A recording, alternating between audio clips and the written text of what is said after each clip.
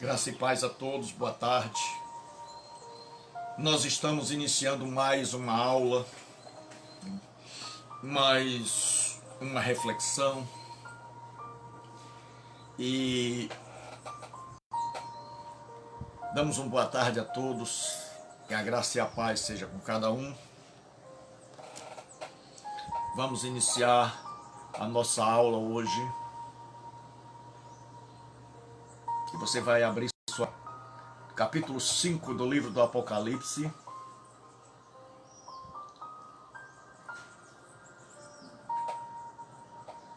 Capítulo 5.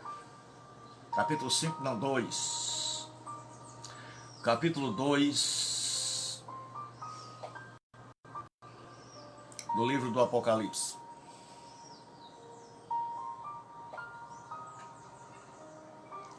Capítulo 2 do livro do Apocalipse,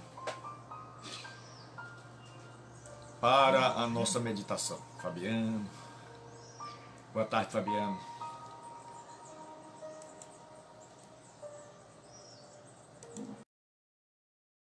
Livro do Apocalipse, a partir do capítulo 2. A carta a Éfeso.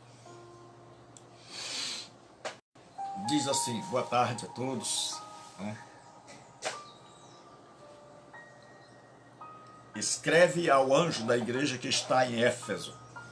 Isto diz aquele que tem na sua destra as 7 estrelas e que anda no meio dos 7 castiçais de ouro. Eu sei as tuas obras e o teu trabalho e a tua paciência, e que não podes sofrer os maus. E pusestes à prova os que se dizem ser apóstolos e não são, e tu os achastes mentirosos. E sofrestes, e tens paciência, e trabalhastes pelo meu nome, e não te cansastes. Tenho, porém, contra ti que deixastes teu primeiro amor. Lembra-te, pois, de onde caístes, arrepende e pratica as primeiras obras. Quando não, brevemente a te virei e tirarei do seu lugar o teu castiçal, se não te arrependeres. Tens, porém, isto, que aborreces as obras dos nicolaítas, as quais eu também aborreço. Quem tem ouvidos, ouça o que o Espírito diz às igrejas. Ao que vencer, dar-lhe-ei a comer da árvore da vida que está no meio do paraíso de Deus. Então nós vamos para mais esta live, dando boa tarde a todos. E como nós vamos iniciar uma série de comentários, não só de reflexão, mas vai ser um comentário exegético com aplicações. Então nós vamos tentar fazer um comentário exegético, certo? Com aplicações. Em primeiro lugar, quando nós lemos esse livro, a palavra Apocalipse é uma palavra grega que significa remover o véu, descobrir, revelar. Então, quando se remove o véu, se descobre e se revela. Então, é a revelação do Senhor. Então, o Apocalipse é a revelação do Senhor. Rogério, boa tarde. Grande Rogério. Então, mais uma vez, obrigado por estarmos juntos. E vamos ao trabalho. Então, quando a gente fala em Apocalipse, a gente fala em revelação, em literalmente descobrir algo que estava coberto,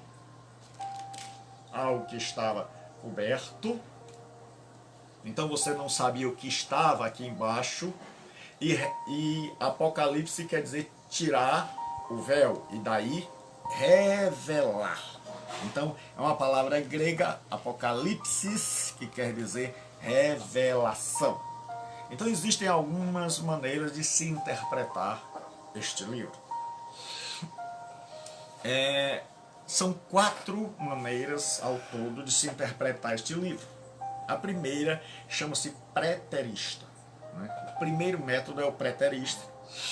é aquela escola de interpretação que interpreta como tendo acontecido tudo no passado, no pretérito.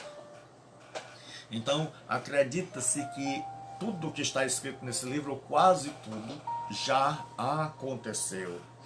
Por exemplo, as 7 colinas indicavam que a cidade da Babilônia, chamada aqui, era Roma.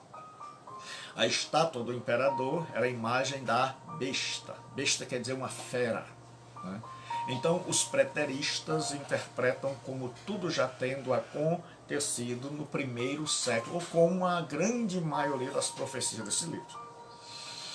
Em segundo lugar, vem os historicistas.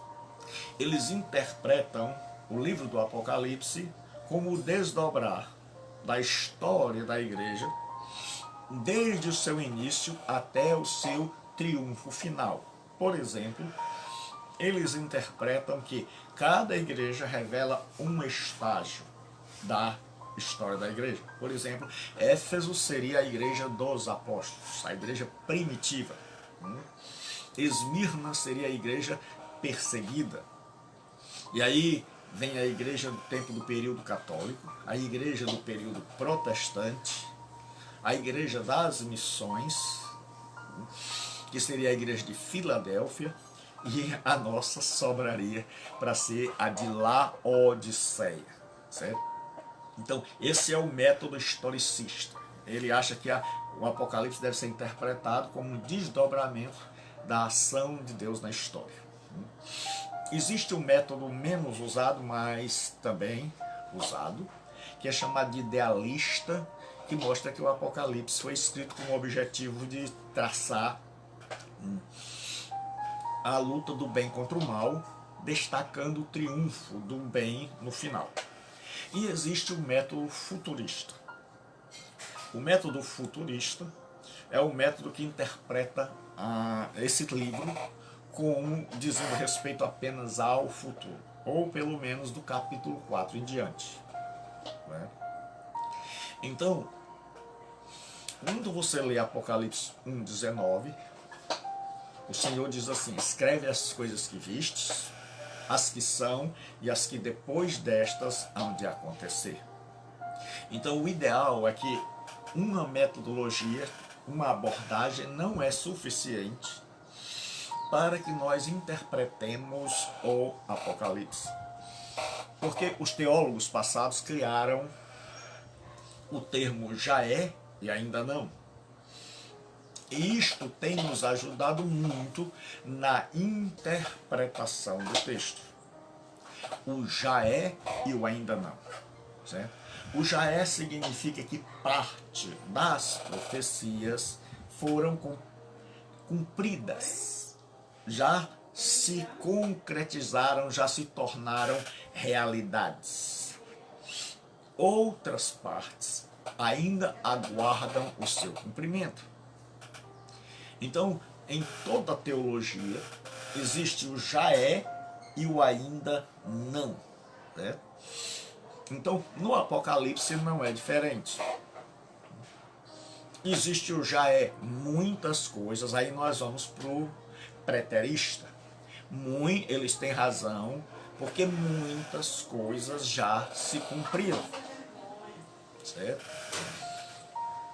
E só que não se cumpriram em sua totalidade. Por exemplo, eles dizem que Nero era o anticristo, né? Então eles vão dizer que a Babilônia era Roma, que a imagem da besta era a estátua do imperador. Então eles têm razão, né? Mas não toda a razão. A escritura não se esgota, o Apocalipse, o cumprimento não se esgota no primeiro século. Então também tem o ainda não. Então já se cumpriu parte, o já é, né? É como você vai pegar a profecia de Joel. Ele diz assim: nos últimos dias, o Senhor diz, derramarei do meu espírito sobre toda a carne. Vossos filhos e vossas filhas profetizarão, vossos jovens terão visões, e até sobre os servos e as servas derramarei. Mas a profecia não é só aí. E diz fogo, vapor, coluna de fumaça, certo? acontecerá até que venha o grande e terrível dia do Senhor. No dia de Pentecostes cumpriu-se o já é.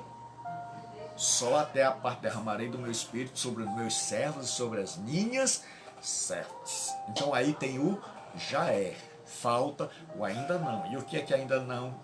O que é que ainda falta para se cumprir em Joel?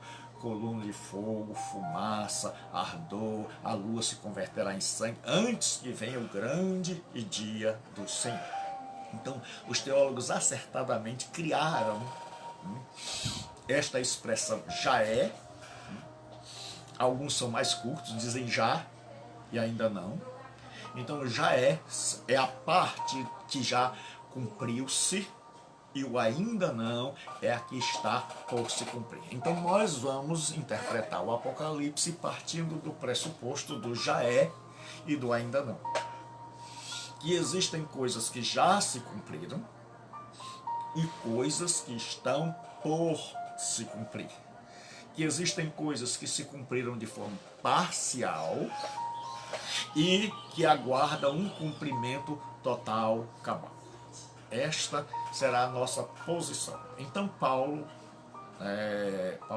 Jesus vai falar através de João.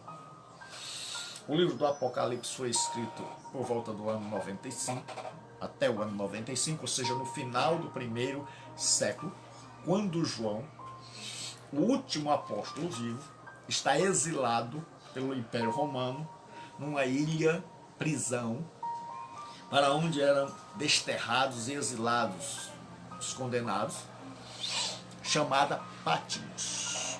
Era uma ilha pedregosa, onde ficavam as pessoas, e foi ali onde ele teve 4 visões. E ele juntou estas 4 visões para formar um livro. E quando o Senhor diz escreve, que é o verbo grafo, grafem é o verbo escrever, e grafo é escreve, significa que deve ser preservado. Tudo que era mandado escrever significa que era preservado. Se você já estudou comigo, na segunda-feira, você já viu que tudo que nós temos uma coleção e uma preservação. Então a canonicidade diz respeito ao trabalho de separar, selecionar, colecionar e preservar. E como é que se preservava? Através dos manuscritos, que nós hoje, ao estudarmos os manuscritos, estudamos a manuscritologia. Então, estas cartas, elas representam igrejas históricas, comunidades históricas, que viveram sua realidade no tempo e no espaço. Então elas não são apenas figuras, como alguns querem, de períodos como a Igreja dos Apóstolos, a Igreja dos Mártires, etc, etc, etc. Certo? Então estas cartas, elas vão ter um arranjo, uma organização igual. Então essa carta vai ter o destinatário, o remetente, ela vai ter um ponto forte, uma identificação desse destinatário, desse remetente, o ponto forte, os pontos fracos, certo? Ela vai ter como solucionar os problemas, ela vai receber um chamado para ouvir e um desafio, e ela vai ser desafiada. Então nós vamos começar, para que a gente possa entender estas cartas. Faz-se necessário que você conheça bem a cidade, porque as comunidades da fé, elas estavam interrelacionadas com a cidade, e tudo que se fala, quando o Senhor Jesus ele faz a exegese, a interpretação, ele interpreta a cidade, certo? E a partir da cidade ele fala com a sua comunidade da fé. Então é preciso conhecer a cidade. A igreja de Éfeso foi fundada provavelmente por Priscila Áquila com a ajuda do apóstolo Paulo. e ela era a mais importante na Ásia Menor, certo? Onde hoje fica na parte sul da Turquia. Então ali onde é a Turquia hoje, certo? Você vai ter onde era a Ásia Menor e onde estão localizadas essas igrejas, e por isso, por ser essa igreja maior, porque ela tinha Áquila, Priscila, Paulo, depois passou por lá Apolo, e termina agora, depois da morte de Paulo, passou também Pedro, e quem assume agora a liderança dessa igreja é o apóstolo João. Então ela está muito bem servida de uma liderança competentíssima. Então o que acontece? Em Éfeso acontece um grande sinal, um grande milagre. Acontece o que a gente pode chamar de um avivamento. Quando Paulo vai ali, a cidade de Éfeso era a capital da província romana, era a mais importante, ela ficava atrás apenas de Roma e Alexandria. Ela tinha um templo, e a deusa desse templo, esse templo tinha 127 colunas de 18 metros cada uma, e era considerado uma das maravilhas do mundo antigo, com as sacerdotisas e os sacerdotes cultuais para se prostituírem com o povo. Havia uma venda de relíquias e de objetos cultuais que gerava muito dinheiro, como o nicho do templo, um pequeno templo e a pequena imagem da deusa. E ela era venerada por toda a Ásia. Havia na cidade de Éfeso, hoje nós vamos fazer uma boa introdução para você poder entender. Havia na cidade de Éfeso o culto ao imperador. Então se mostrava lealdade ao imperador ao prestar culto ao imperador.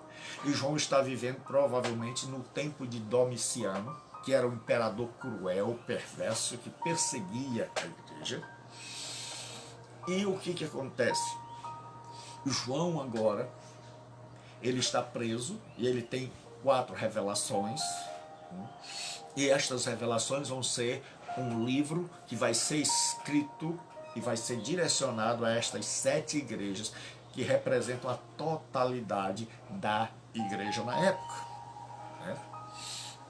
Que são coisas que tem nas igrejas daquela época, nas comunidades da fé, e que nós vamos encontrar hoje, certo? Então a cidade de Éfeso era uma cidade também muito dada às artes mágicas, a magia negra. É tanto que quando Paulo está lá, as pessoas que se convertem trazem os seus livros, que dão um absurdo de dinheiro, e eles queimam os livros, e eles se convertem ao cristianismo, e há uma grande perseguição, e Paulo tem que fugir dali, mas posteriormente Paulo volta, e ele passa 2 anos e pouco lá. É o lugar onde Paulo mais tempo gastou. Paulo morou na cidade de Éfeso, e Paulo vai, lá em Éfeso, ele vai ensinar na escola de Tirano. Paulo monta um seminário para ensinar o povo na igreja de Tirano, certo? Então, Tirano era um filósofo, e na cidade de Éfeso, as pessoas daquela região, as pessoas ensinavam, as pessoas trabalhavam, né? Começavam de madrugada por causa do calor excessivo, e elas iam no máximo até às 11. Então, de 11 às 4 da tarde, as pessoas estavam dormindo, e 4 horas da tarde eles recomeçavam seus trabalhos. Então disse que era mais fácil você encontrar alguém acordado 1 hora da madrugada do que a 1 hora às 13 horas da tarde. Então, nesse período de calor intenso, onde todos estavam dormindo, Paulo aproveitou a escola de Tirano para montar um seminário, para montar uma faculdade teológica. E ali todos os dias diz que Paulo ensinava. E aquela comunidade de fé, ao invés de estar dormindo, porque se nós queremos aprender, nós temos que ter disciplina e nós temos que estar dispostos a investir tempo, né? Então nós temos que escolher, ou nós descansamos, ou nós vamos para casa como ia a maioria, para fugir do calor, ou nós enfrentamos o calor, abrimos mão do nosso descanso, porque se você quer estudar, não dá para estudar e descansar. Nós temos que estudar e estudar. Certo? Então o que aconteceu? Paulo passou 2 anos ali, é por isso que esta é uma comunidade de fé que está alicerçada na Escritura. Então o que acontece é, naquela época, certo? O povo ali, a província da Ásia, era dominada pela deusa, que ela tem 2 nomes, né? Eu disse já a vocês que Roma dominava politicamente e militarmente, mas a Grécia dominava culturalmente, porque a cultura da Grécia conquistou a cultura romana. Então, aquele templo que era chamado de Artemision, que era o templo para Artemis, era o nome dela em grego, e o nome dela em romano era Diana, em latim era Diana. Então ela era, se você pegar o texto original, a maioria vai ter Artemis, né? E as nossas traduções traduzem pelo nome dela Diana, que era o nome romano. Então ela tem um nome grego e ela tem um nome romano, e ela era uma espécie de meteorito que caiu do céu, por isso eles a adoravam. Então tinha um templo enorme e tinha o comércio dos nichos de Diana, né? Tanto do templo quanto da deusa, e esse comércio era muito lucrativo. Então você tirar pessoas desse ambiente, você atraía para si grande perseguição, porque você não só estava mexendo com o ponto central, neurálgico da cidade, sua maior fonte de lucro, seu maior motivo de glória, porque era uma das maravilhas do mundo antigo, como você está mexendo na questão financeira. E você vai ver que todos os problemas do mundo têm sua ordem financeira. Então, agora sabendo isso, né, que Paulo passa lá 3 meses, nós vamos começar na carta. Ele diz assim: nós temos em primeiro lugar o emissor, aquele que escreve, né? E engraçado, agora Jesus está fazendo João, o seu amanuense, o seu secretário. João agora é... Opa, Giovana, chegou, né? Que bom, você chegou. Ela já falta, mas chegou. É, né? Brincadeira. Então seja bem-vinda. Então quando você vai interpretar esse texto, nós temos em primeiro lugar o destinatário, que é diferente. Lá nas cartas paulinas, ele segue o modelo da época. Jesus arranja as cartas de forma diferente. Então aqui primeiro começa com o destinatário, assim, certo? Ao anjo da igreja em Éfeso escreve. Então já diz que quando se escreve se quer preservar. Então é uma mensagem que não era uma mensagem só para aquele povo, era uma mensagem que devia ser, não era uma coisa que devia ser falada e depois perdida e depois esquecida, mas era algo que se devia preservar, certo? Então por isso o verbo graphen, escrever. Então escreve, não apenas fala. Ao anjo da igreja. Isso tem sido motivo de muito debate, muita controvérsia, para identificar a quem se refere esta palavra. Existem muitas interpretações. Eu coloquei aqui 3 das principais interpretações de quem seria este anjo da igreja. Porque muita gente acha que é fácil. Muita gente acha que é só dizer isso e pronto. Então, alguns, muitos mesmo, não apenas alguns, imaginam que este anjo seja um anjo literal. Eles dizem que cada igreja tem um anjo que a protege, um anjo que a representa diante de Deus, e que Jesus estaria falando com este anjo, que é o anjo que está responsável pela proteção da igreja. Certo? Então, falando com esse anjo, estaria falando a toda a igreja. Então, alguns intérpretes, muito conceituados, defendem, se você for ler vários livros profundos, livros que dão as opções, as alternativas, né? As interpretações hermenêuticas e exegéticas, você vai ver que esta figura em todas, que seria um anjo. Então, que cada igreja local ela teria o seu anjo. Então aqui o anjo seria um anjo de verdade, o representante os representante celestial daquela igreja na terra.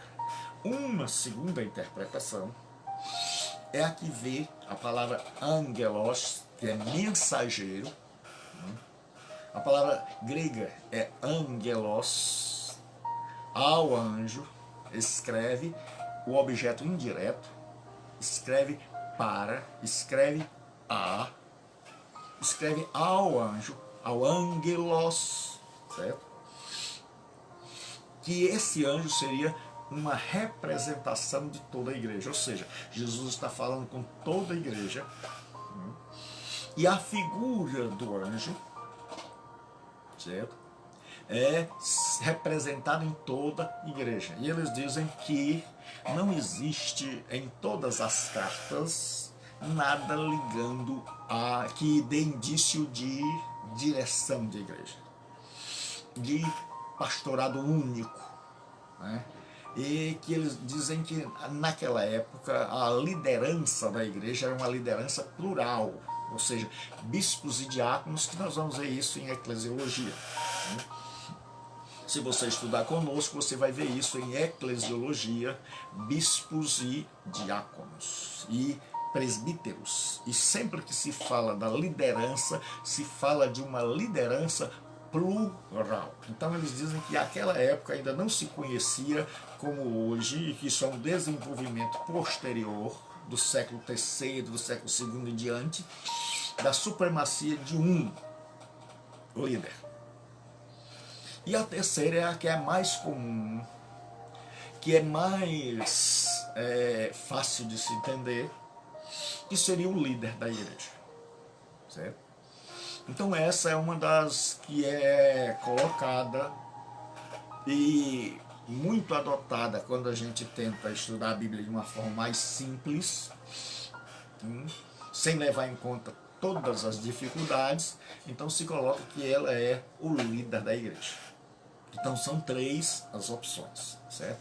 Um anjo literal. O anjo seria uma representação da igreja. Jesus, ao falar com o anjo, está falando, na verdade, com a igreja como um todo, ou estaria falando com o líder da igreja, certo? Então o anjo seria o líder da igreja.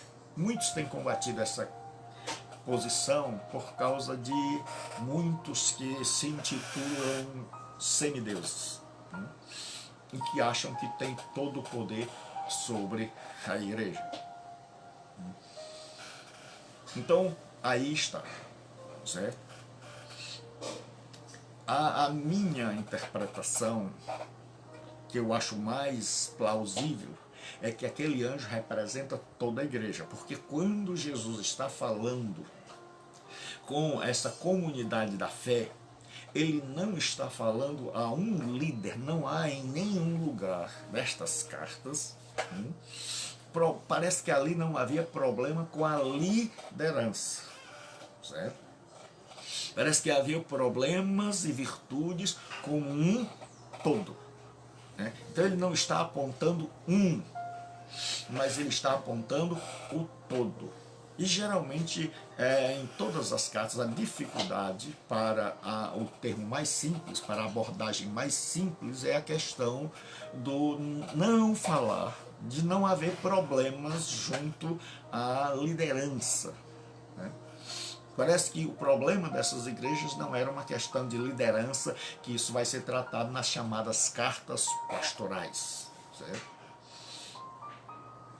Mas deixa eu fazer uma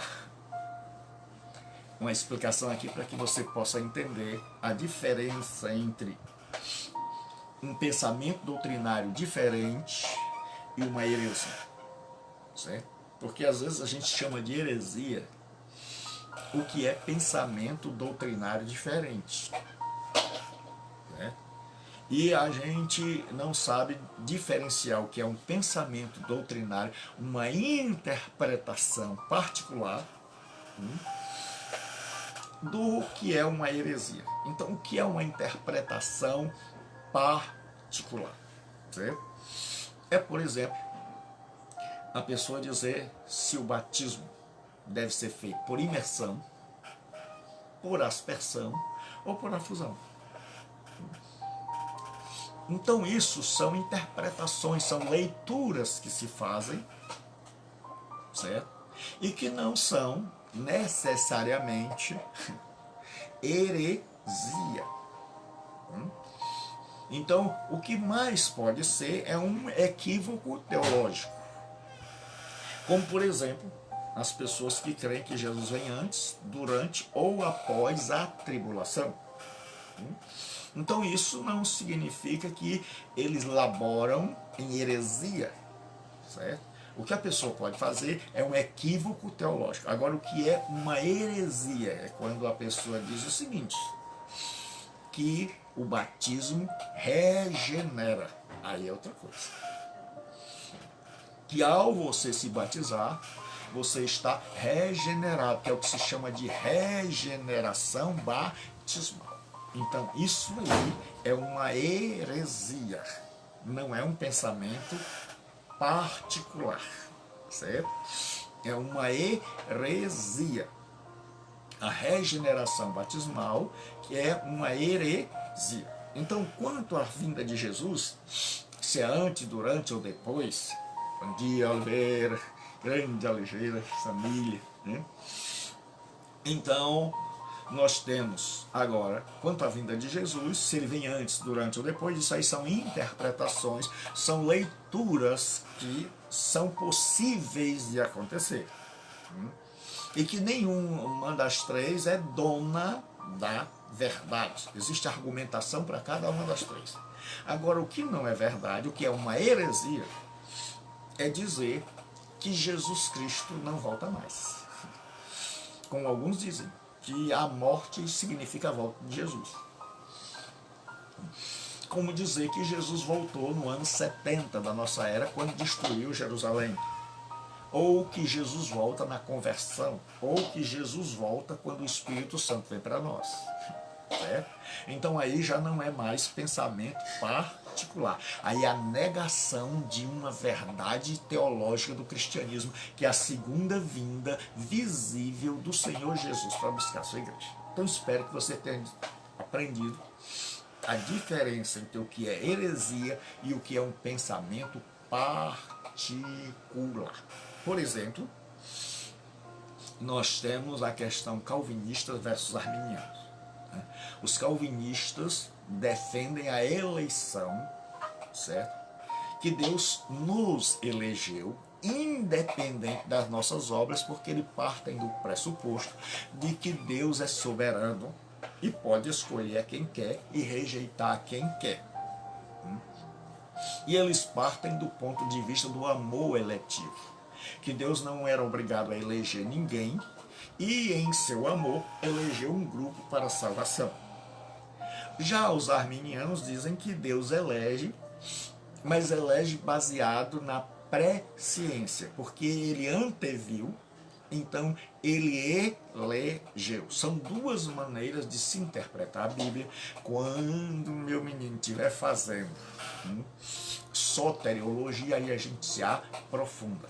Então nenhuma das duas é heresia, nem o arminiano, nem o calvinista. Ambos têm informação, certo? Para defender a sua tese, certo? Ambos têm argumentos sólidos para defender. Então, quando a gente se aprofunda, quando a gente não fica só na superfície, você começa a perceber que os dois têm argumentos e argumentos fortíssimos, certo? E que não é tão simples assim como a gente imagina, porque é uma coisa que vem não apenas com Calvino e Arminio, mas que começa com Agostinho e Pelágio. Então isso você vai entender mais tarde. Agora, dizer que, por exemplo, o universalismo nós consideramos uma heresia. Por quê? Porque o universalismo diz que Deus é tão bom, que não vai condenar ninguém.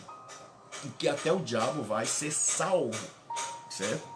Então, até o diabo vai ser salvo. Então eles dizem que Deus vai salvar todos, inclusive o diabo. Só um minuto enquanto eu fecho aqui a janela.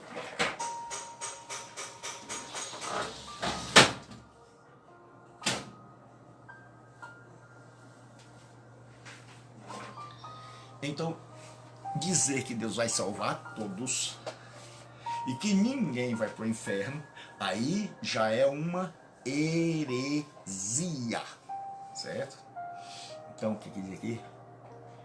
Os filhos de Deus, né, e as filhas dos homens, tenham calma, que aí, isso aí não é uma heresia, não. Isso aí é uma leitura. O Fabiano me deu outro exemplo.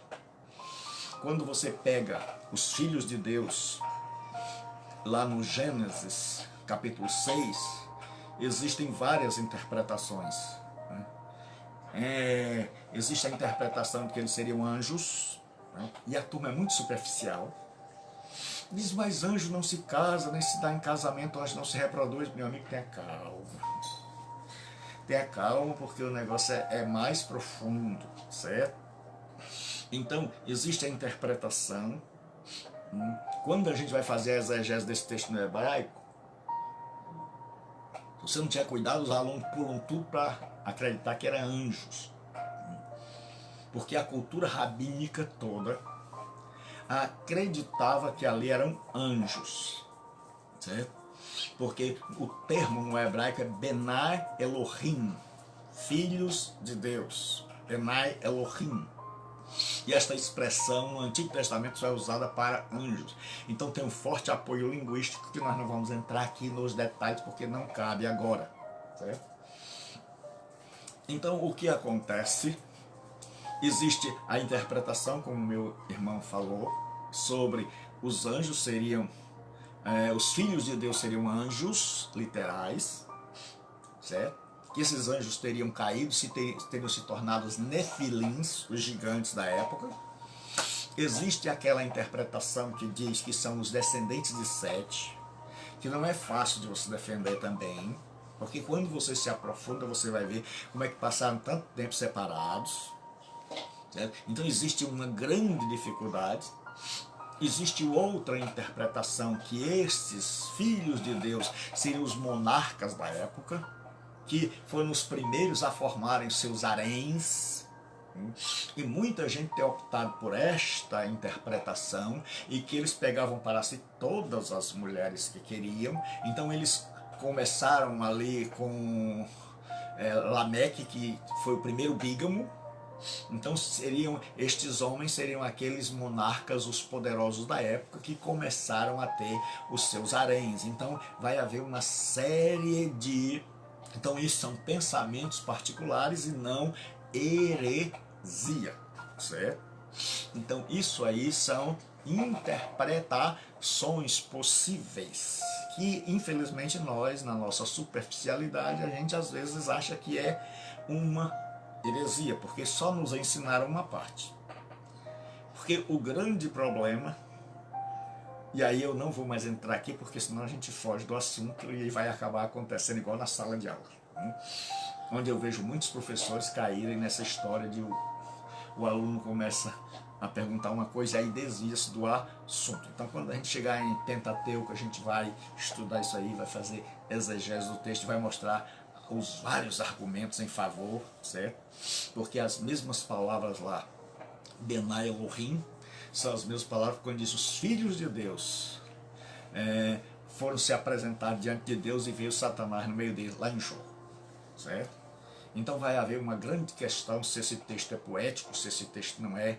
Então a gente não vai se aprofundar agora, certo? A gente está se aprofundando devagar. Então o fato é que não é uma heresia, é uma leitura particular, certo?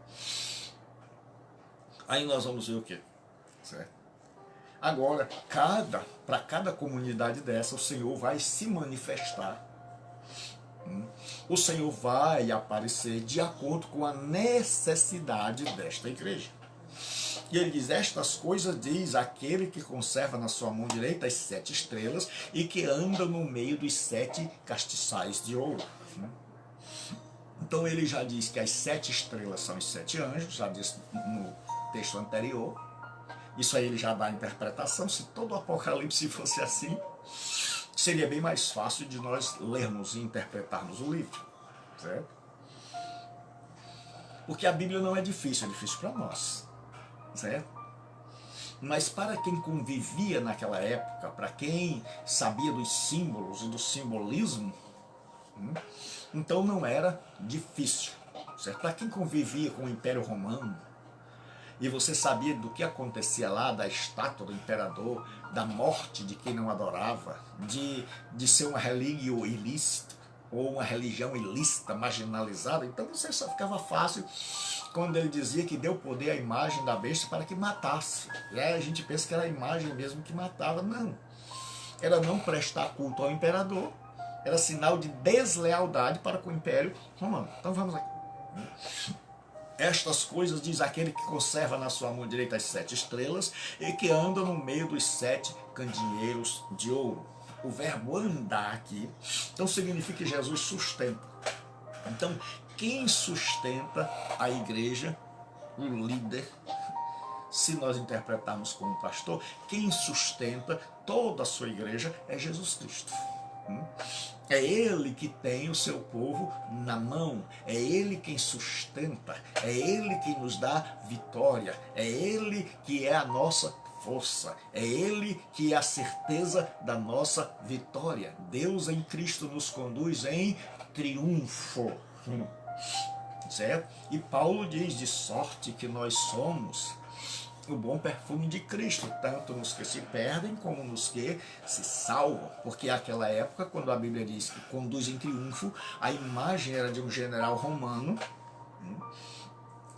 vindo de uma batalha vitorioso, trazendo os seus cativos que estavam desnudos e amarrados e que iriam ser mortos em Roma, e que a multidão, o general entrava numa carruagem, né, e a multidão o aplaudia e jogava flores e derramava perfume. Então para ele era cheiro de vida, mas para os prisioneiros era cheiro de morte. Então Paulo diz que Deus nos conduz em triunfo, dizendo que nós temos a vitória, que para o salvo o cheiro é de vida, mas para o perdido é como aquele, é cheiro de morte. Então é usado o verbo peripatel, que quer dizer andar, andar em volta. O Senhor patrulha o terreno. Está sempre à mão quando necessário. Sempre está perto. Sua presença não é localizada, mas coextensiva com a igreja. Eita, certo? Que é isso, pastor? Significa que Jesus não está parado em um determinado local, mas onde está a sua igreja, aí ele está. Aí lembre-se da sua promessa, onde estiverem 2 ou 3, porque lá no Antigo Testamento havia uma exigência de que para algo ser considerado verdadeiro era necessário a presença de 2 ou 3 testemunhas. E é por isso que esse princípio vai passar por permear toda a Bíblia. Então, o que acontece? Jesus está agora com a sua igreja. A presença da igreja é a presença de Jesus Cristo. Onde a verdadeira igreja está, ali está também a pessoa bendita de Jesus. Então nós podemos contar com ele em todos os momentos. Aí ele vai falar dos pontos fortes. Jesus tem uma abordagem tremenda, Jesus é maravilhoso, Jesus é santo, certo? Jesus é encantador. Se eu fosse você, eu leria a Bíblia, porque o ministério espiritual da saúde adverte, ler a Bíblia faz toda a diferença na vida, certo? Ele vai falar começando dos pontos fortes. É um ensino para nós. Quando a gente vai demoestar alguém, a gente começa com as virtudes, certo? Isso serve para a gente ensinar, para educar filho, para falar com a esposa. Começa do ponto forte.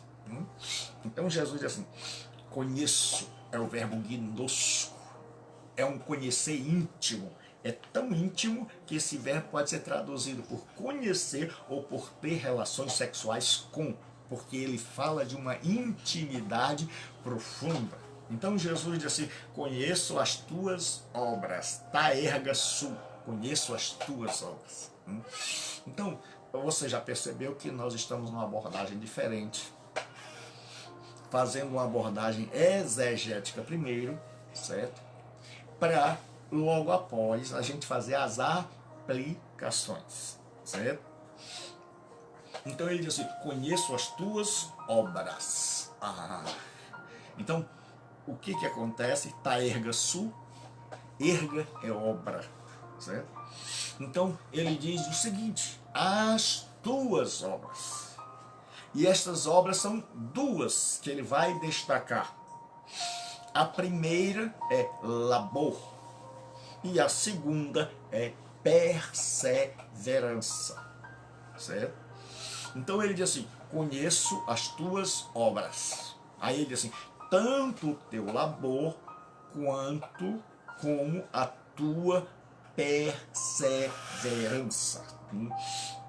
Então a palavra labor é kopos no grego e significa trabalho árduo, trabalho até a exaustão, trabalho que deixa a pessoa extenuado, morto, acabado. Então Jesus disse: eu conheço o teu trabalho. Ele diz que esta igreja é uma igreja empenhada na promoção do reino, na educação, uma igreja que tinha como exemplo Paulo, Apolo. Então, um líder, um fundador, alguém vai ser o exemplo, né? Então, nós temos que saber que as pessoas vão se guiar por nós. Então, se eu gosto de estudar, eu vou ter uma comunidade que gosta de estudar. Se eu me aprofundo, porque às vezes não se aprofundar um pouco, por isso que eu resolvi me aprofundar um pouco mais, porque não se aprofundar significa que eu não acredito que as minhas ovelhas são capazes, que os meus alunos são capazes de aprender. Então por isso a gente geralmente permanece no raso. Mas quando você acredita, e este é o meu caso para com vocês, para convosco, é que a pessoa é capaz de se aprofundar e que ela quer sair do raso, certo? Porque o grande medo das pessoas é de, primeiro, ou ele não se aprofunda porque não tem profundidade, ou ele não se aprofunda porque tem medo do povo se escandalizar, porque o povo está acostumado a comer mingau. E Paulo diz: com leite vos criei, não com manjar, porque vocês não podiam naquela época e nem agora o podem. Então, o grande problema de Paulo não foi no começo, foi que o tempo passou e os coríntios ainda não podiam se alimentar de alimento sólido. Paulo diz: no começo, quando eu cheguei lá, foi com leite, isso era normal, mas agora, continuar, a essa altura do campeonato, continuar com leite, não dá. E aí o escritor aos Hebreus, no capítulo 5, a partir do versículo 12, diz: pelo tempo vocês já deviam ser mestres, mas ainda necessitam dos princípios elementares da doutrina. ainda precisam de pão. Tem um monte de gente que precisa que a gente mantém sempre no beabá. E às vezes a culpa é nossa. Porque nós não acreditamos que a gente pode se aprofundar. Né? Então o que acontece? Paulo diz, Jesus através de João diz o seguinte: conheço o teu trabalho, corpus, labor, esforço árduo, labor até a exaustão. E a palavra perseverança, que é a palavra hipomoné. Hipó quer dizer sob, é uma preposição. E meno, permanecer. Significa perseverança é você nadar contra a correnteza. É aquela história do homem com o mundo nas costas. Significa que você permanece, continua caminhando, porque hipomone é uma perseverança, não é simplesmente traduzido por paciência, porque paciência é passivo.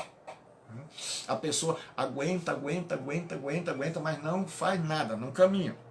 E hipomone significa que eu permaneço caminhando em frente, apesar do peso, apesar das lutas, apesar das adversidades. Então, Jesus, ele espera de mim e de você que o nosso trabalho seja um trabalho bem feito. Não só no sentido quantitativo, mas no sentido qualitativo. Então Jesus está escrevendo à sua igreja. Mesmo que a nossa opção interpretativa seja de que ele está escrevendo ao pastor, mas o pastor seria o meio mediante o qual Deus fala com a sua igreja, certo?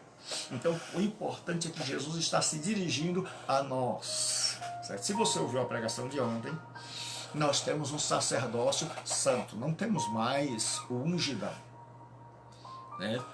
Vós sois geração eleita, sacerdócio real, nação santa, povo adquirido, para que anuncieis as virtudes daquele que vos chamou das trevas para a sua maravilhosa luz. Se você pegar todos os termos, são termos corporativos. Nação, termo corporativo, fala de um conjunto de pessoas que habitam determinado local. Sacerdócio, de um grupo de pessoas que exercem uma função mediadora. Nação santa, sacerdócio real. Povo, fala de um conjunto de pessoas, certo?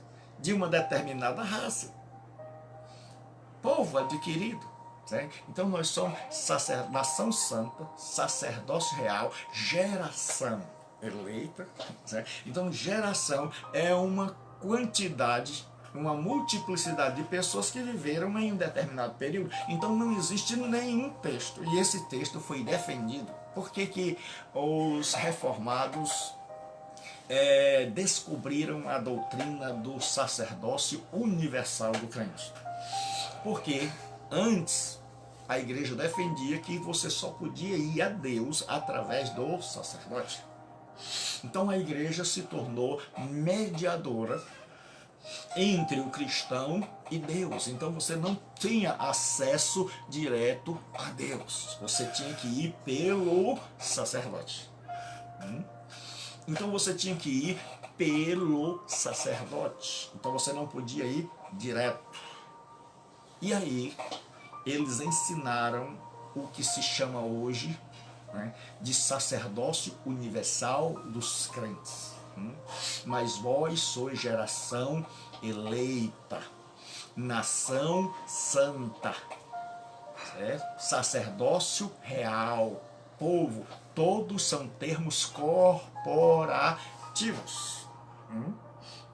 Então Jesus está falando com toda a sua igreja, porque muitas vezes a gente coloca a responsabilidade toda nas costas do líder. E nós não assumimos a nossa cota de responsabilidade. Queremos que ele faça tudo e o culpamos por tudo de errado que está na igreja, mas esquecemos, certo, de elogiar por tudo de bom. Porque em todas essas igrejas aqui vai ter problemas, apenas em duas aqui não vai ter, certo? Mas nós vamos ver que numa igreja existem coisas boas e coisas não tão boas. Mas a gente às vezes só olha para as não tão boas e esquece de elogiar as boas, e Jesus não faz isso. Então ele vai falar do ponto forte. Qual é o ponto forte? Certo? É trabalho, certo? Irmão, não dá para aprender sem trabalho. Sem trabalho de pesquisa, sem gastar tempo, sem queimar pestana. Não dá para conhecer a Deus sem buscar, sem ler. Não dá para fazer o trabalho de Deus parado. A gente tem que se mexer, tem que arrumar uma internet da vida. Não dá, certo? Nós podíamos estar parados, dizendo, não, estou em quarentena. O templo está fechado, não tem, as faculdades estão todas de portas fechadas, então eu vou ficar quieto e eu vou tirar férias e eu vou agradecer a Deus pela pandemia. Não. Nós temos que nos reinventar, certo? Então o povo do Egito, de Israel, teve que, no começo o faraó dava palha para aumentar a quantidade, então eles misturavam a palha com o tijolo, a quantidade de massa ficava maior, né? Então eles faziam uma enorme quantidade de tijolo. O faraó, querendo ferrá-los, tirou a palha, então agora tirando a palha, ficando só o barro, é claro que a quantidade de tijolo vai ser infinitamente menor. Então agora o que fazer? Já que tem que fazer tijolo, a quantidade é a mesma exigida, mas não se dá mais a palha. Então eles aprenderam a ir arrumar palha. Ou a fazer tijolo sem palha. Então tinham que trabalhar mais para produzir. Então agora o trabalho que se realizava em um dia, começando com o amanhecer, com o sol, eles tinham que começar de madrugada. Então na vida é assim. A gente sempre está se reinventando. E eles tinham que aprender a fazer o matzah. Eles estavam acostumados a fazer pão com fermento. Mas agora, devido à correria, eles tinham que levar o pão e não dava tempo para esperar o pão fermentar. Por isso eles tinham que levar o pão, que era o matzah, sem fermento. Então nós, enquanto servos de Deus, temos que nos reinventar. E reinventar dá trabalho. Certo? Então Jesus dizia, a tua perseverança nada te impede de caminhar. A esposa de um grande evangelista, ela viu que o esposo estava ganhando muitas almas, mas ela era tetraplégica, ou seja, ela só movia do pescoço para cima. E ela estava em uma cama. Para você ver como a gente às vezes pode abençoar os outros e a gente não pode abençoar a casa da gente. E por quê, pastor? Porque quem faz é Deus e não nós. Quem faz é Deus e não nós. Certo? Você vai ver que todo grande evangelista tem um problema dentro de casa.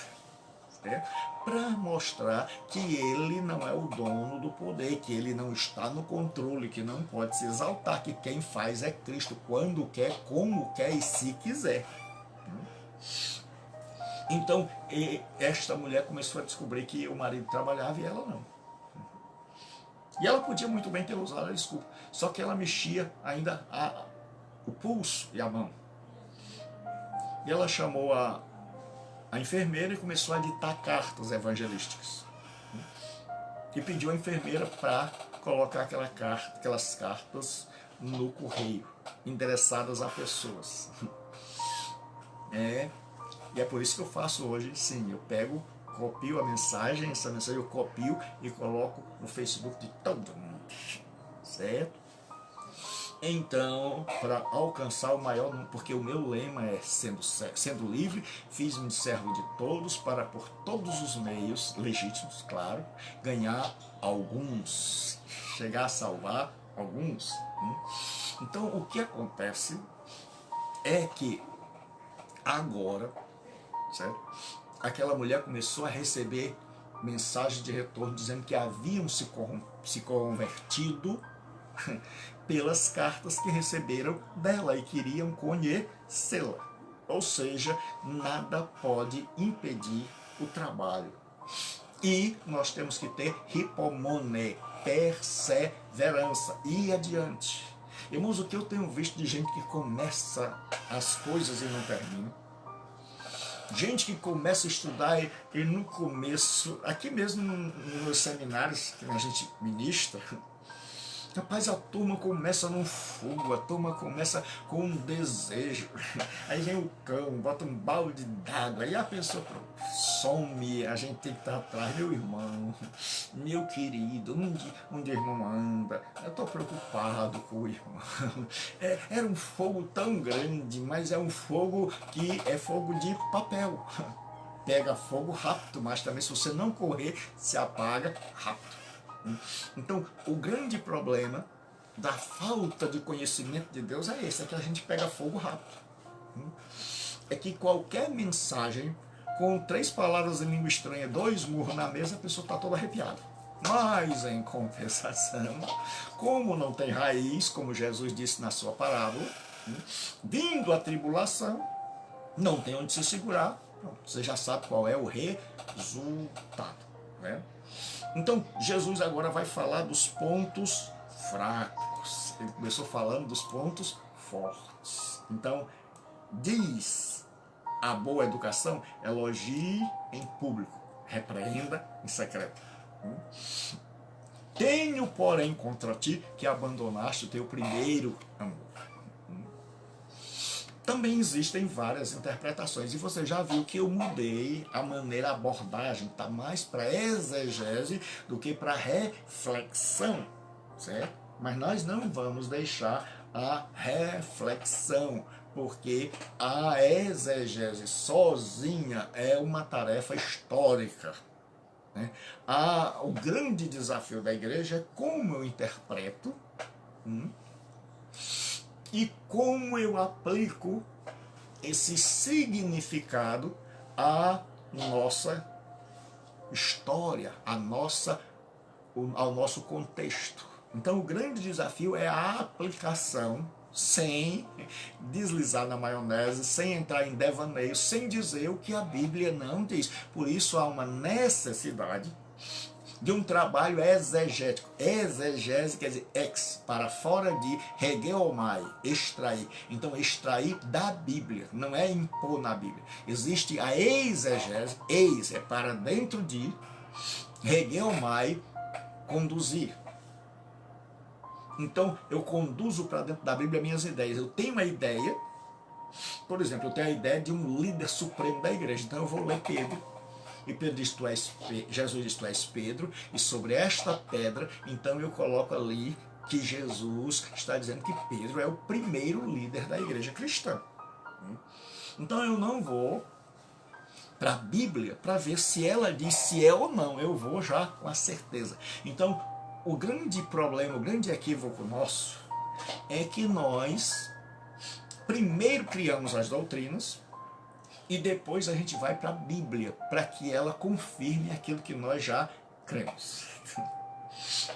Ou então a gente chega numa igreja, nós somos ensinados e a gente nunca faz uma leitura diferente. E a gente nunca examina para saber se aquilo é realmente como nos foi ensinado.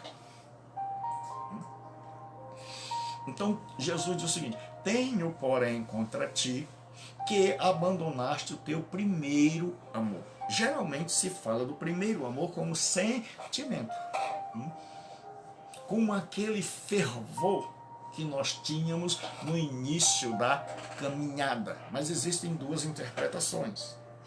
Uma é que está falando de sentimento e a outra que está falando de abandonar esta prática de estudar a palavra de Deus.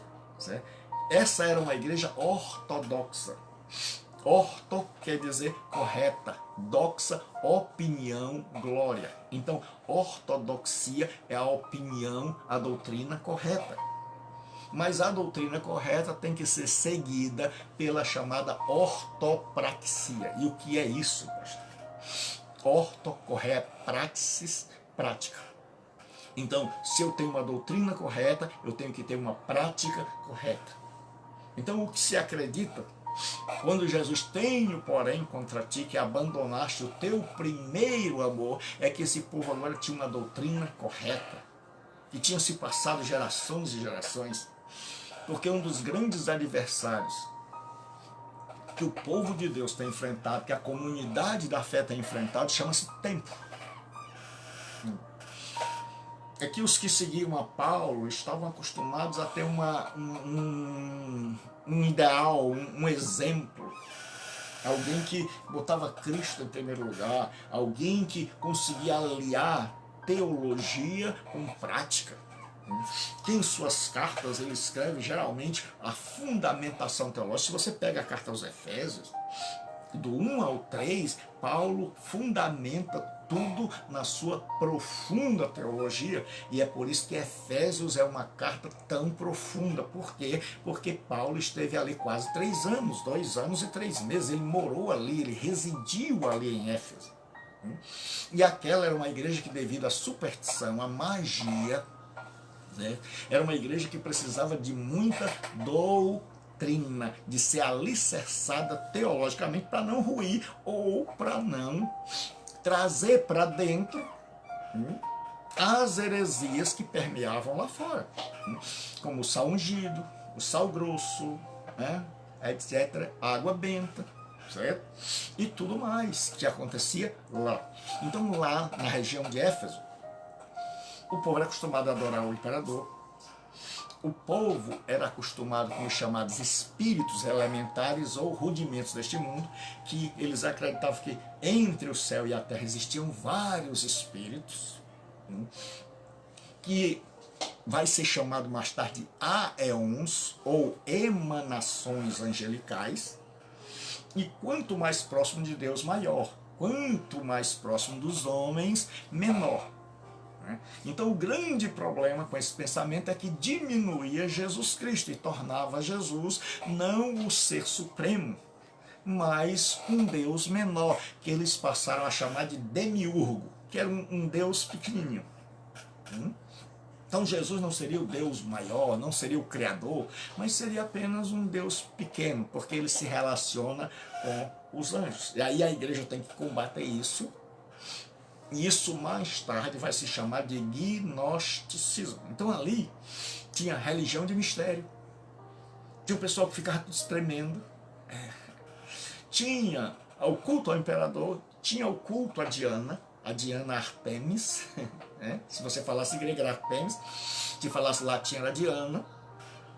Ali tinha todo tipo de superstição, e onde tem superstição, nós temos que ter o maior cuidado, porque senão a superstição acaba transformando o cristianismo. E o cristianismo não é para ser transformado pela superstição, mas para transformar a superstição em crença verdadeira. Para acabar com a superstição. Então, hoje muita gente pega a superstição. Qual foi um dos grandes erros da igreja, chamada Igreja Católica? Foi que ela abraçou a superstição. Que ao invés dela bater de frente, ela cedeu espaço para a superstição. E hoje já não sabe mais o que é verdade doutrinária do que é superstição. Já não tem mais condição de saber. E muita superstição foi declarada dogma, algo que ninguém pode mexer. Então, qual era a diferença entre a Igreja Católica Romana e a Igreja do Evangelho? A igreja primitiva é que essa igreja batia de frente. Esta igreja, ela confrontava a superstição. Então ele diz o seguinte: tenho, porém, contra ti que abandonaste o teu primeiro amor. Então o que aconteceu? O tempo fez com que aquelas pessoas fossem cedendo, sendo permissivos, certo? Indulgentes para com as práticas pagãs. E como eles foram se afastando da doutrina, eles foram também esfriando na fé e se amoldando ao secularismo. E aí Jesus diz que devagarinho, esse cristianismo puro, ensinado pelo apóstolo Paulo, vem se degenerando, porque esqueceram o que devia ser o primeiro amor, Jesus Cristo. Certo?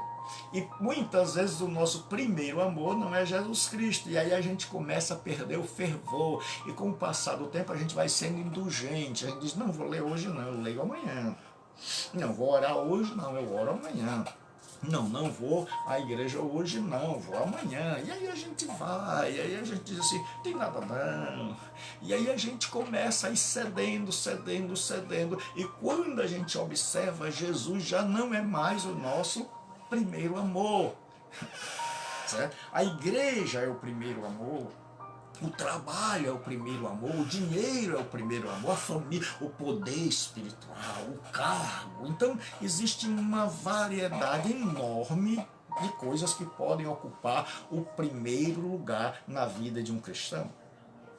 Mas Jesus diz para esta igreja, tenho porém contra ti que abandonaste o teu primeiro amor. Não é apenas aquela sensação. Porque geralmente quando se interpreta esse texto, se interpreta apenas com uma sensação, meu irmão, no começo você era fogo, no começo você falava em línguas, no começo você glorificava, no começo você não perde. Isso é verdade, em parte. Mas o problema aqui não foi a sensação, porque o cristão não anda pelos sentimentos. Paulo diz, vivemos por fé.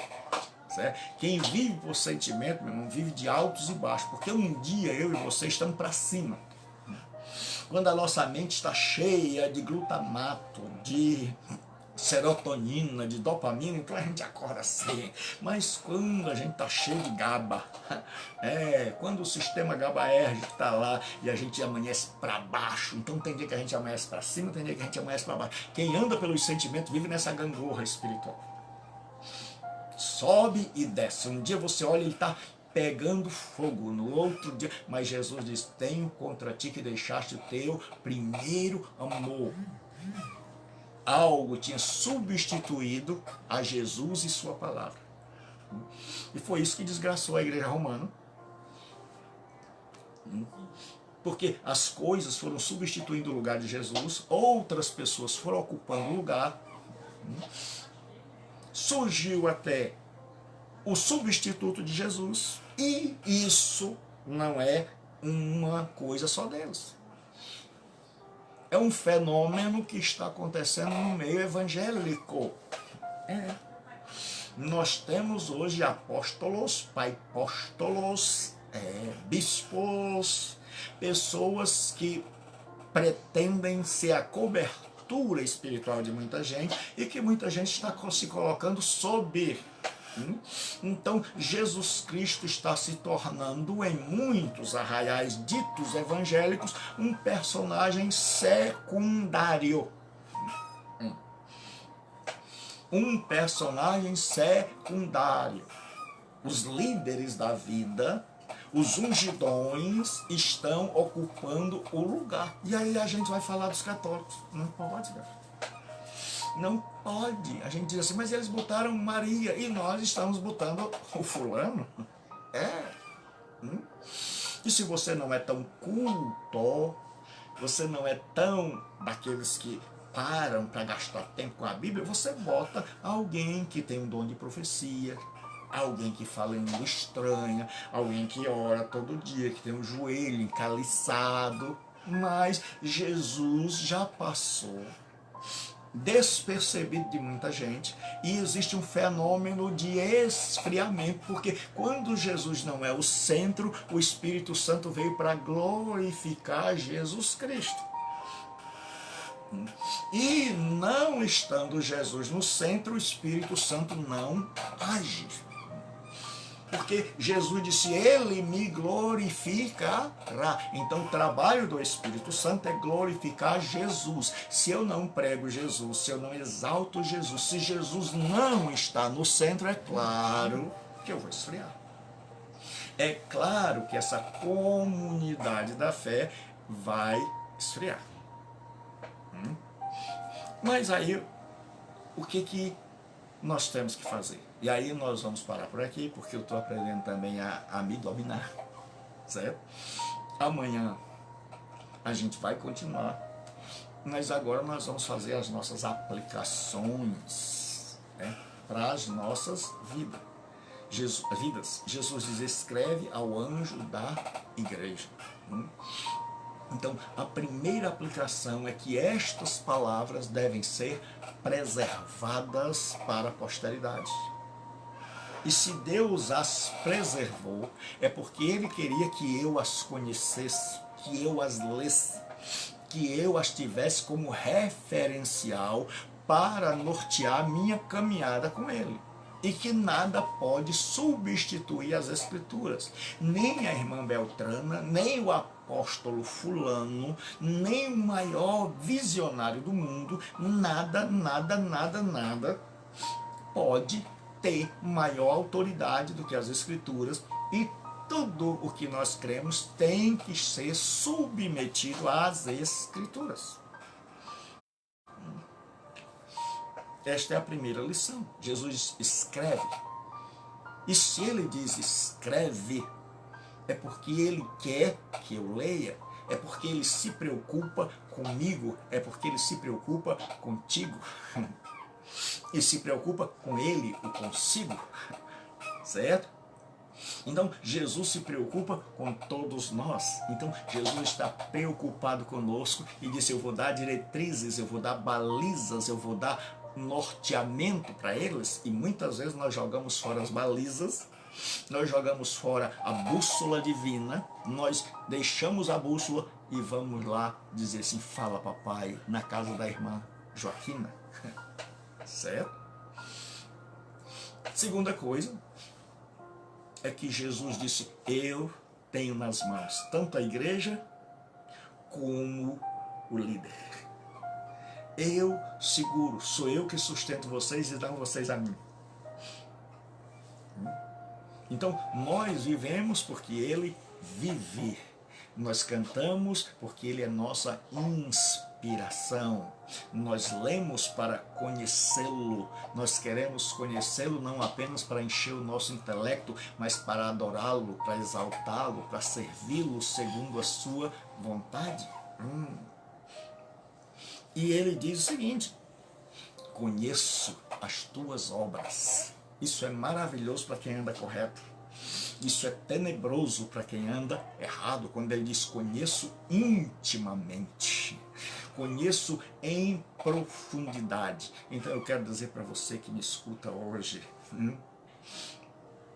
que Jesus nos conhece em profundidade. Que Jesus não conhece a mim e a você de forma superficial, que Ele conhece o que se passa lá dentro do meu ser. Então, Ele não quer que eu o conheça também de forma superficial. Ele quer que eu o conheça, que eu me entregue, que eu entre de cabeça em busca de conhecê-lo, não apenas para encher minha mente. Mas Ele diz que e a vida eterna é esta, que conheçam a Ti só como o único Deus verdadeiro. E teve um aí que é muito esperto, já botou a resposta. Tem muita gente que ainda não respondeu a pergunta lá na página. Só teve um irmão sábio, homem de Deus, que foi lá e respondeu. Mas lá na página tem uma pergunta e muita gente ainda não teve a coragem de chegar lá e dar a sua resposta. Vá lá e dê a sua resposta. Então, o que acontece nesse texto é que a Escritura vai nos dizer que Jesus diz: conheço o teu labor, conheço o teu trabalho, eu sei o quanto você trabalha ou o quanto você não trabalha. Então, se você trabalha, Jesus está dizendo: te conheço intimamente e quero ser conhecido intimamente. E conheço o que você faz e conheço por que você faz. E conheço as motivações que te levam a fazer. E Jesus diz: conheço a tua perseverança. Conheço que você vai em frente, que você não desiste, que você enfrenta as adversidades da vida. Então, se você começou, não desista. Então, vá em frente. Então, não desista do seu casamento, não desista da sua família, não desista do seu trabalho, não desista, agora puxando o braço para a minha sardinha, é claro, não desista do seu seminário. Aprenda a começar as coisas e aprenda a concluí-las, certo? E aí ele diz: tenho, porém, contra ti que abandonaste o teu primeiro amor. E aí nós temos que examinar quem agora é o nosso primeiro amor. Quem é aquele que nos leva a sentir, a se alegrar? Porque as pessoas pensam que está falando de sentimento, não está falando de pessoa. Porque quando você ama alguém, a presença dessa pessoa embeleza o ambiente. A moça fica toda feliz, fica toda enfeitada, você vê o brilho no olho. Então, quando Jesus é o primeiro amor, irmão, não dá para ter crente na igreja roncando, não dá para ter crente bocejando. Se Jesus é o primeiro amor, então quando ele está presente, os nossos olhos brilham. Quando você fala dele, você fala brilhando. Você fala empolgado, você gosta, você quer estar na presença dele, você quer ouvir sua palavra e se deleitar nela. Sabe por quê? Porque ele é o teu primeiro amor. Então até amanhã, fique com Deus. Hoje à noite a aula. Então nós temos aula para o estádio na primeira, na segunda e na quarta segunda. Segunda e na quarta segunda, porque para o CETAD é primeira e terceira segunda, turma de pastores, mas para o seminário à distância, você que faz o seminário à distância, nós estamos falando sobre o cânon. Maravilha, e tem um monte de gente entusiasmada, mas outros já começaram a esfriar. Eu já estou procurando. Eu sei que isso é normal, muita gente, o tempo é horrível, o tempo prova. Certo? É tanto que você vai plantar muitas coisas e você vai ver que algumas vão nascer e outras não, certo? Então não deixe o tempo acabar a sua perseverança. Seja alguém cheio de hipomone, certo? Persevere, nade contra a correnteza e não deixe que o seu primeiro amor, que você saia do foco. Não tire os olhos da pessoa bendita de Jesus. Não deixe que o dinheiro, não deixe que o cargo, não deixe que a fama, não deixe que nada nesse mundo venha ocupar o lugar que pertence a Cristo. Que Ele seja aquele que deixa o nosso coração acelerado, que Ele seja aquele que deixa os nossos olhinhos brilhando, que Ele seja aquele que nos empolga, que nos impulsiona, que Ele seja aquele que nós desejamos estar perto. Que Deus abençoe. Até amanhã. Não esqueça, amanhã você é meu convidado a estar estudando. Eu estou fazendo várias abordagens. E nós estamos agora de uma forma mais exegética. Então você é meu convidado para dar um mergulho um pouquinho só mais profundo. E é meu convidado para estudar à noite, para a gente se aprofundar um pouco mais. E saiba, se você está entusiasmado com o que você está vendo à noite, na introdução bíblica, eu quero dizer que você está só no começo. Nós estamos ainda na superfície, vamos começar a nos aprofundar. Certo? Quando na próxima doutrina que nós vamos estudar, que é a doutrina de Deus, dentro da doutrina de Deus nós vamos estudar sobre, certo? Igualdade ontológica, mas subordinação econômica. Aí você vai ver o que é bom, certo? Nós vamos estudar. Ontem mesmo, um ex-aluno meu lembrava ainda do conceito, mas esqueceu do nome, certo? Igualdade ontológica, mas subordinação econômica. Então, quando nós estivermos estudando, E por que você disse isso, pastor? Para deixar você curioso, com vontade de estudar mais, com vontade de se aprofundar. Porque a gente vê gente que fez mestrado e que não sabe o que é isso. Porque nós temos muitos seminários que estudam só com apostila, que não lê livros. E meu amigo, se você ficar só com os esboços da aula que eu te dei, tenho pena, nem diga que me conhece. Se as pessoas perguntarem, você estuda com o pastor Gilberto? Você diga, não, tenho vontade, eu sou só como Jó, só ouvi falar. Agora, se você é alguém que estuda, alguém que se aprofunda, então aí você pode dizer, não, conheço, certo? Então, Deus abençoe, certo? E até a noite, às 20 horas, nós estaremos juntos de novo, certo? Deus abençoe, medite bem, e amanhã convide outras pessoas para estarem aqui conosco e diga, olha, nós vamos fazer uma análise exegética das cartas do Apocalipse, aliada a uma aplicação às nossas vidas, para que a gente não fique só com conhecimento e a gente acabe esquecendo de que conhecimento tem que se traduzir em prática.